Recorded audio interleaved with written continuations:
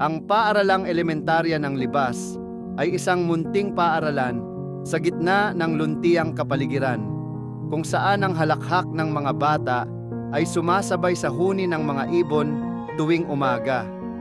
Sa ilalim ng matandang puno, madalas silang nagtitipon upang maglaro ng luksong baka, piko at habulan, habang ang iba'y masayang nagkwekwentuhan sa lilim nito. Sa loob ng mga lumang silid-aralan, naririnig ang ingay ng masigasig na pagtuturo ng mga guro at ang sabay-sabay na pagbasa ng mga mag-aaral.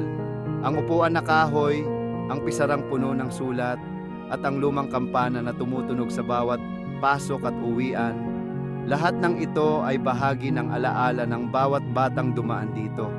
Nakakamiss balikan ang panahong simpleng saya lang ang hatid ng isang pirasong banana cue sa kantina, ang larong tumbang preso sa hapon, at ang pananabik sa bawat field trip at palarong pambayan. Sa paaralang elementarya ng Libas, hindi lang kaalaman ang natutunan, kundi pati ang tunay na kahulugan ng pagkakaibigan at masasayang alaala ng kabataan. Patuloy na sumabay sa paglalakbay habang tinatanaw ang ganda ng kalikasan. Hanggang sa muli, mga kaibigan, taos-pusong pasasalamat mula sa inyong lingkod, Claramel Vlog.